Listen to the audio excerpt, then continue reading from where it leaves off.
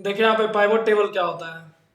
जैसे मान लीजिए आप किसी बैंक में ना एरिया मैनेजर है, ठीक है, आपके अंदर 4 5 10 ब्रांच है और आपके पास ना पूरे 1 महीने का डेटा है कि कौन कौन सा अकाउंट होल्डर का है, जो जैसे निधि है, श्याम है, यहाँ पे है ना।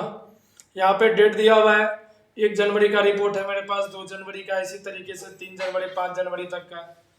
अब सारे अकाउंट होल्डर के पास क्या लिखा हुआ है, saving account and current account लिखा हुआ है। कौन कौन से ब्रांच का है वो भी लिखा हुआ है, जैसे कटिहार है, पूर्णिया है, मनिहारी है, ऐसे करके। और अमाउंट लिखा हुआ है जितना का ट्रांजेक्शन हुआ है।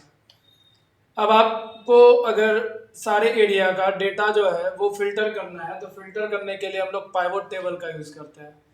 तो क्या कैसे करेंगे यूज़, देखिए यहाँ पे पूरा शीट में ना कहीं पर भी कर्सर रख देंगे। उसके बाद यहाँ से इंसर्ट में जाएंगे। इंसर्ट में जाने के बाद आपको सबसे पहला ऑप्शन मिलेगा पाइवोट टेबल। अब यहाँ से पाइवोट टेबल में जाएंगे, ठीक है, और इस पर क्लिक करेंगे तो कुछ इस तरीके का एक बॉक्स खुलेगा।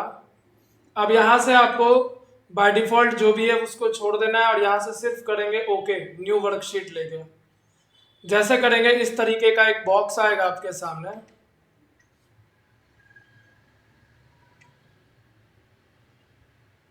ठीक है, इस तरीके का एक बॉक्स आएगा आपके सामने। अब यहाँ से अगर हमको देखना है कि अभी तक जो ये मेरा पूरा शीट है उसमें टोटल अमाउंट कितना ट्रांजेक्शन हुआ है, तो सिर्फ हम लोग यहाँ से अमाउंट पे क्लिक करेंगे। तो यहाँ से देखिए आपको टोटल अमाउंट दिख गया ना, खुद ब खुद ऐड हो गया। अगर हमको ऐसा देखना है कि कौन से ब्रांच में कितना अमाउंट जमा हुआ है या ट्रांजेक्शन हुआ है, तो ब्रांच पे क्लिक करेंगे तो यहाँ से आपको दिखेगा कटिहार में इतना जमा हुआ है, मनिहारी का पेमेंट, पूर्णिया का सारा दिख रहा है आपको। क्लियर है आता।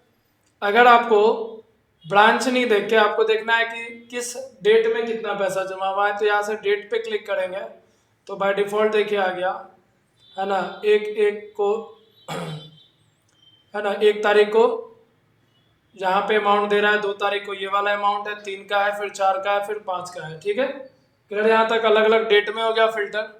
अगर हमको ऐसा देखना है कि अकाउंट टाइप में, ठीक है, तो अकाउंट टाइप पे जैसे हम क्लिक करेंगे, देखिए करंट अकाउंट में कितना पैसा जमा है वो दिख गया, सेविंग अकाउंट में कितना पैसा जमा है वो दिख गया। आप चाहे तो ब्रांच वाइज भी ऐसा फिल्टर कर सकते हैं कि देखिए जैसे यहाँ पे करंट अकाउंट के कटिहार वाले ब्रांच में इतना जमा हुआ है, मनिहारी में इतना जमा हुआ है, फिर पूर्णिया का है। इसी तरीके से सेविंग अकाउंट में कटिहार में कितना जमा हुआ है वो दिख रहा है, मनिहारी में दिख रहा है, पूर्णिया में दिख रहा है। तो यहाँ पे जनरली ऐसा डेटा है आपके पास। बट आप देखिए यहाँ पे पाइवोट टेबल करने से क्या हुआ, बड़ा इजी वे में सारा डाटा फिल्टर हो गया। अगर इसी तरीके से अगर आपके पास बहुत सारा डेटा है और उसको आपको फिल्टर करना है, देन इसी तरीके से पाइवोट टेबल का यूज करिएगा। समझ गए।